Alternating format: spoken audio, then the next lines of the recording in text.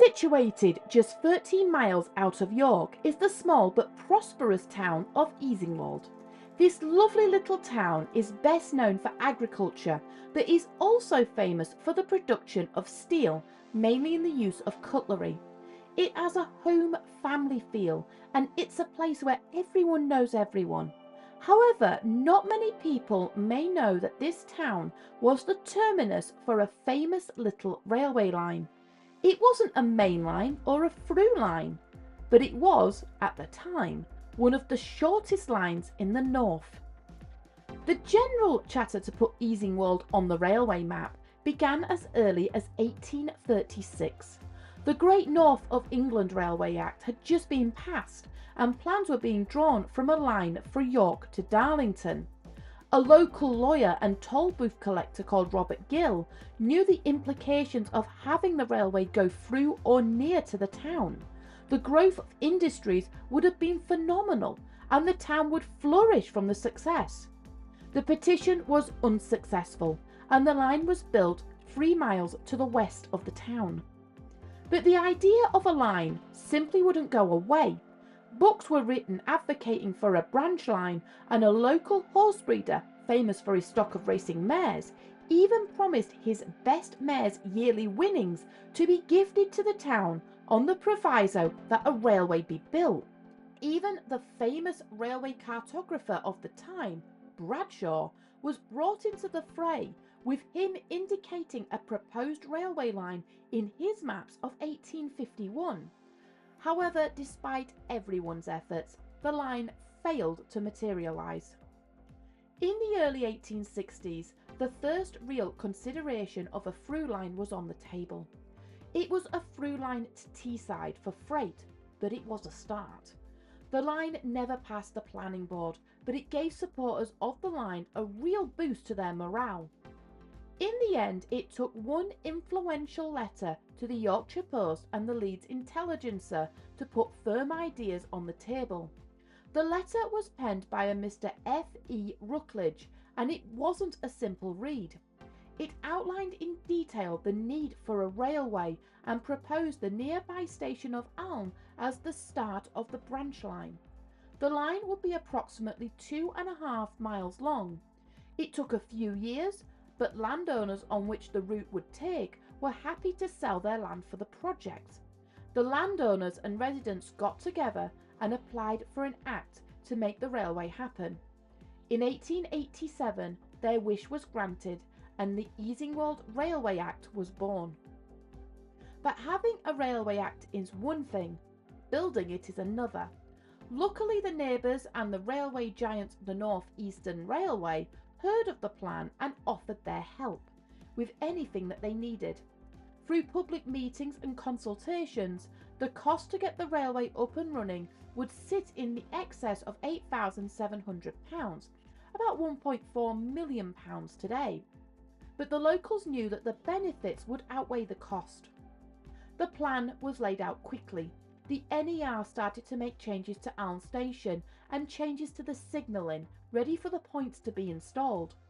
A tank engine was purchased with 2 second-hand carriages. The station at Easingwold would be a brick foundation with a basic wooden structure, but it had everything it needed. It had a good-sized office, a goods-in wharf, a weigh machine for the platform, and a coal depot. It was estimated that the station would serve approximately 4,000 locals from Easingwold and the surrounding areas. To help raise costs, shares were offered in the railway and tenders were submitted once the capital was raised. But the projected 3-month build time turned into 4 years. Still, the townspeople were upbeat, and on the 25th of July 1891, Easingwold got its railway it wanted. It celebrated by giving 400 children, many had never seen a train before, free rides on the train and finishing with a slap-up tea. The day was considered to be one of the most important days in Easingwold's history. As there was only one locomotive in use on the line at any one time, and the only passing loops were at the either end of the station, no signals on the line were required. The line was served with free stabled locomotives throughout its lifetime. The first was the original, a Hudswell Clark 040 tank engine number 342, which was supplied in June 1891. And while there's no official photos that exist of it, it is suspected it would have been in original Midland red livery and yellow striping. 342 did not last long, as it was returned back to Leeds with the railway deeming it unsuitable. To take its place, Hudswell Clark supplied an inside cylinder engine number 344 and carried the name Easingwold. It was a sweet little saddle tank and was painted in the standard Hudswell Clark maroon. It did its work soundly for 10 years when it was sold in 1903 to the North Eastern, where it was overhauled and was sent to the Pontland Light Railway. It is not known what happened to the engine after that, but its last recording on any official documents was in 1922, and it is suspected it was scrapped shortly afterwards. The last locomotive was the longest engine to work the line. Another Hudswell Clark 608 was supplied shortly after 334's departure. It looked like its predecessor, but it was much more powerful. It had steam heating for the coaches, perfect for the interchangeable northern weather. It, like the other locos on the line, was unusually right-hand drive. It even had seats for up to 4 members of the crew. The engine carried the name number 2, and some couldn't even tell the old loco and the new loco apart. When the engine needed an overhaul in 1911, it was sent back to Leeds rather than it be done there at the old shed. As the original Easingwold was sold by that point, other engines would be loaned in to fill the gap. When the engine returned, it was repainted in black and named Easingwold Railway Company No. 2 and carried copper and brass fittings. She was well cared for and was carefully maintained and regularly cleaned. The only real time the engine would ever leave the railway was for overhaul. In 1924, the engine was sent back to Leeds, where its replacement was not as popular. She returned in a beautiful gloss black, and her marker's plates were changed to say, rebuilt in 1924. Number 2 would venture to Leeds for the third and final time. There her firebox was replated and she returned in a Hudswell maroon and yellow lining. The line was also used heavily during the Second World War, and number 2 took the majority of the strain. Thousands of tons of war material were moved. Still, the crew tended to her and made her brass shone. It was hoped to get her overhauled when she was sent to Darlington. However, her repairs were extensive, no doubt brought on by her exertions during the war, and a new firebox and boiler would be needed. Unfortunately, these repairs would never come to be, and she would be broken up 2 years later. There were talks to replace the engine with another stable locomotive, but nothing ever came to fruition. The line was kept independent and was serviced by several loaned engines, both from the LNER and British Rail when they took over in 1948. Because it was independent, the engines were loaned at a cost, but it would be noted that no diesel would ever grace the line, making the line rather unusual. Throughout the years, the railway managed a comfortable existence. It wasn't making tons of money, nor was it losing anything. It simply plodded along year on year.